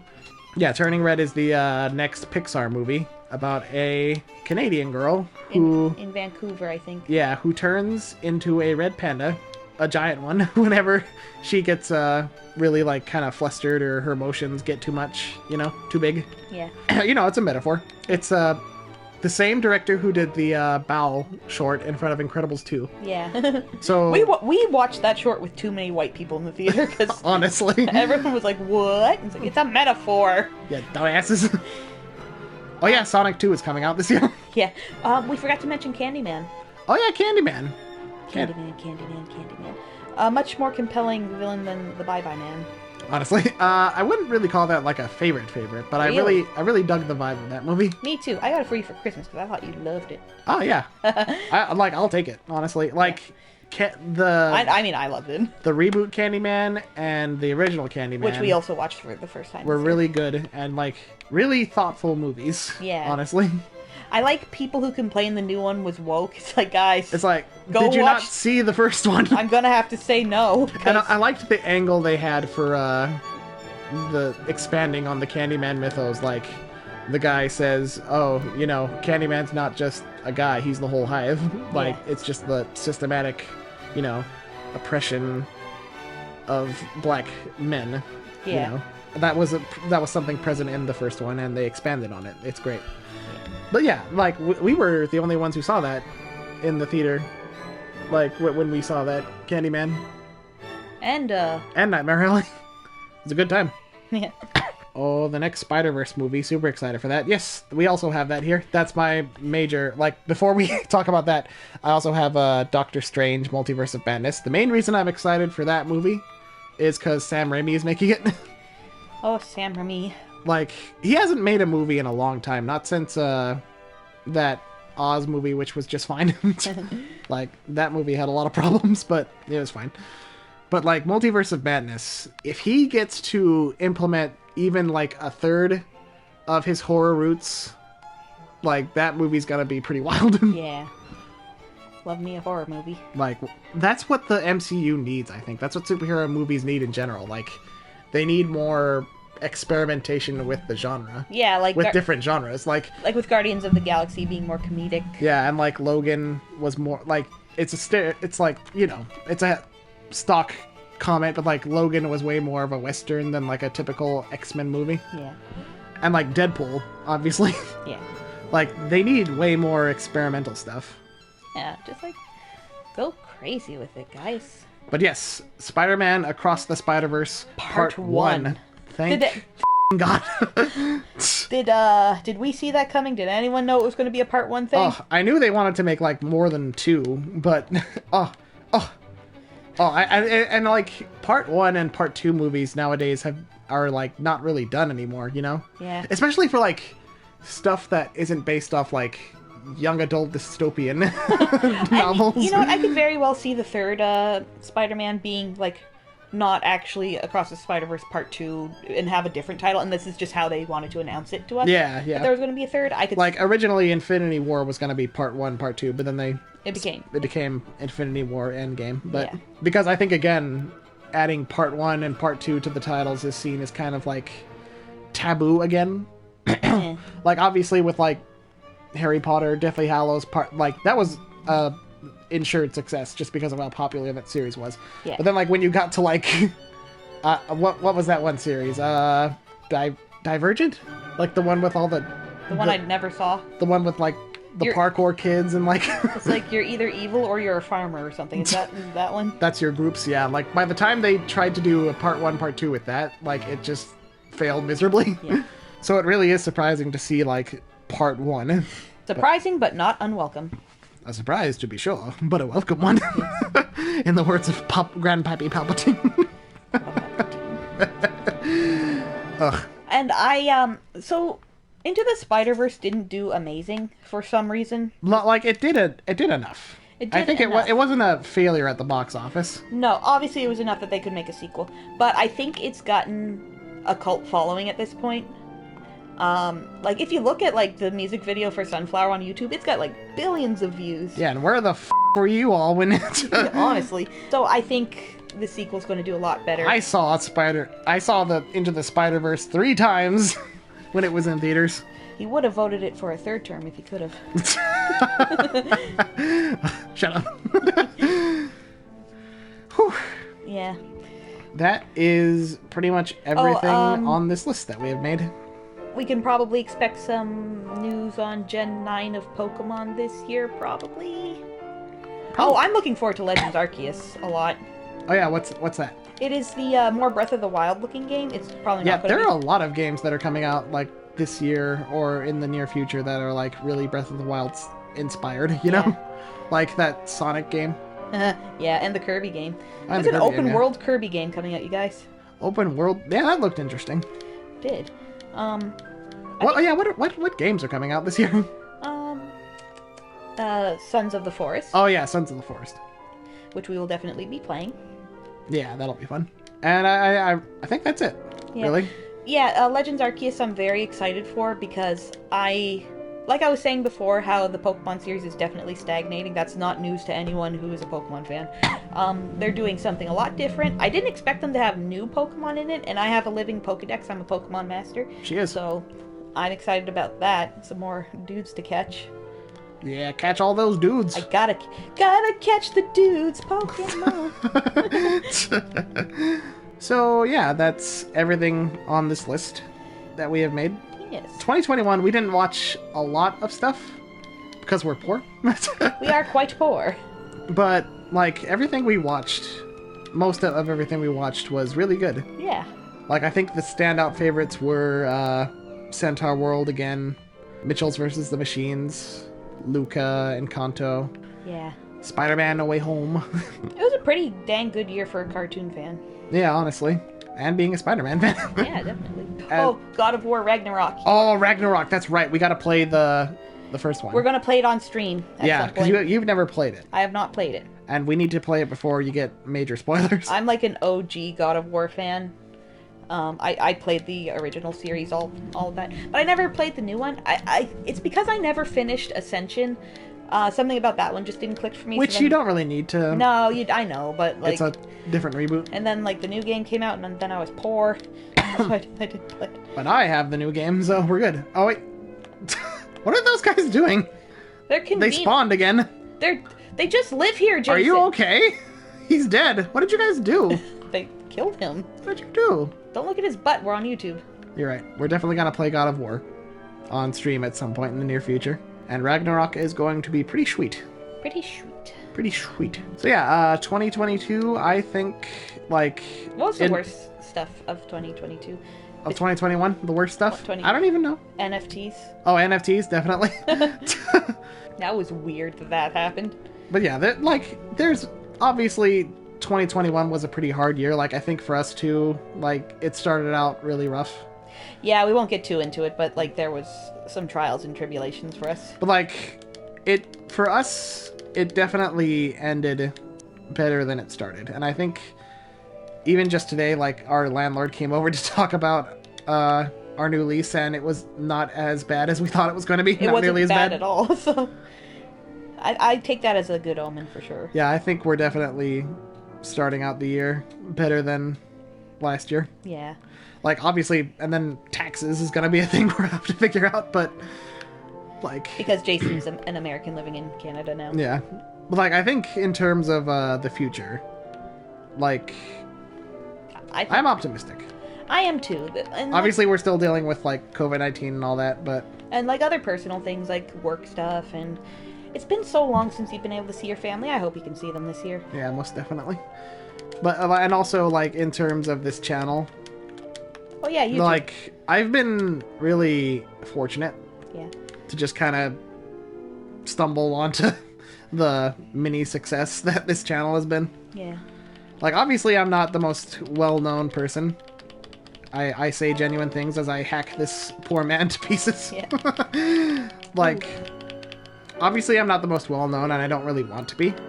But, like, I've been very happy just having fun talking about things I like, and I want to keep that vibe going for 2022. Yeah. Oh, and I wanted to mention as well, I got into a lot of unfiction this year, ARGs, analog horror. Who else is coping with the year with analog horror? So yeah, I think there's definitely there's always hope. You know? Yeah. Oh, that's such a hopeful thing to say. There's just always stuff to look forward to. Yeah. Always stuff to look back on fondly. And I know it's tougher for certain people, you know? Yeah. Like, people who are more lonely than us. We are so fortunate to have each other. And I hope everyone can find what we have. Because I love what we have. Yeah, I like you. I like you too. I like you a lot. I'm pretty fond of you. Yeah. I like just having a partner who will do stuff with me. Again, you didn't have to do the James Bond videos with me. I wanted to. But yeah, you wanted to, and we had fun. Yeah. It's just been good. I really appreciate you guys. And I just, you know, it's been nice. It's been real. It's been a slice. I want to make an analog horror story. Yeah, that'd be fun. Yeah, but there are some video ideas that you want to do on my channel. Yeah, possibly people would be into that. Yeah, you want to... That, like, there's... obviously, we both have ideas for what we want to do. I want to do a lot more art and stuff this year, too, though. So. Yeah, oh yeah, resolutions. That's right. New Year's resolutions. We both have some weight to lose, which is, you know, the go-to. And this time, I mean it. Yeah, we're gonna try harder. Yeah. That's the basic, like, go-to resolution, just try harder. Yeah. Within reason. Don't, like, hurt yourself. No.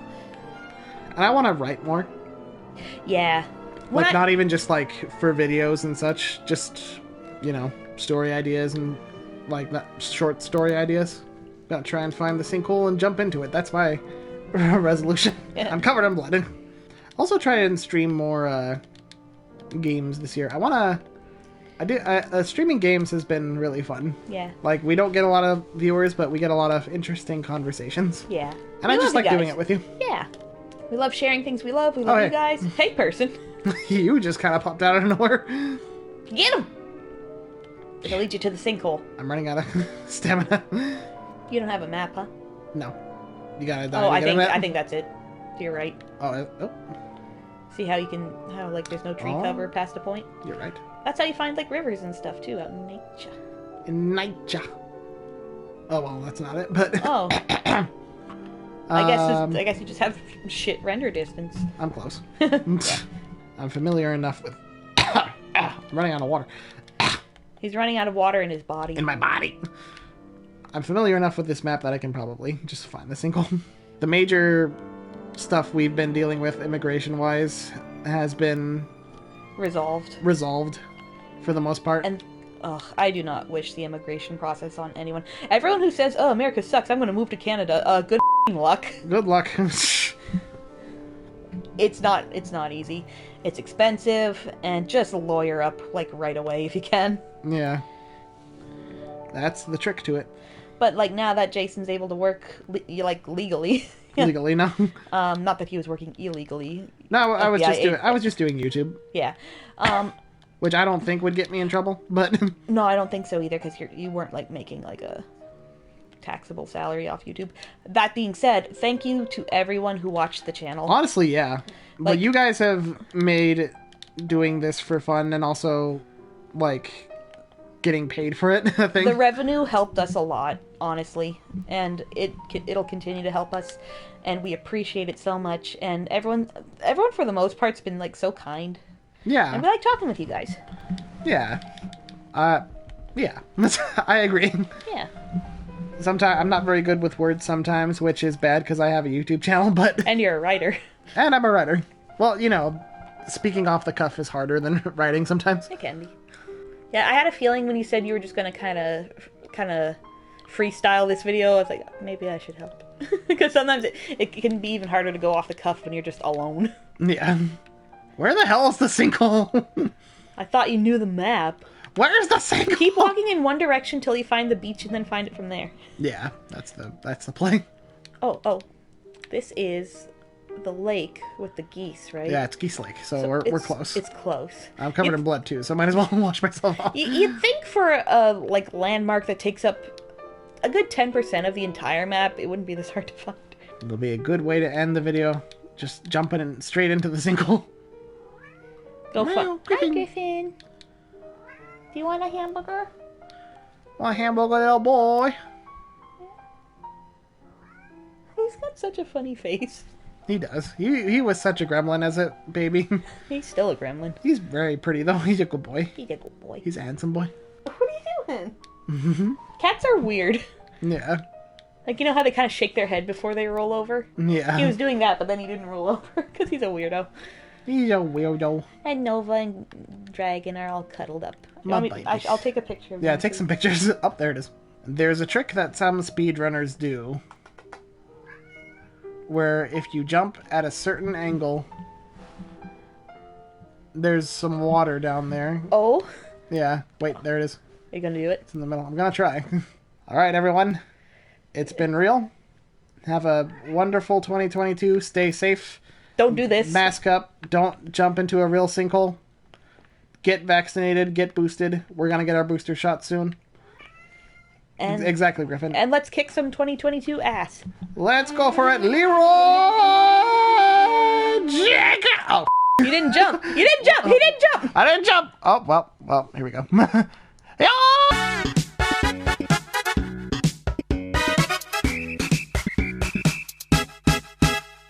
Well, anyway, hang in there, guys. Got it. Happy New Year. Bye. Bye.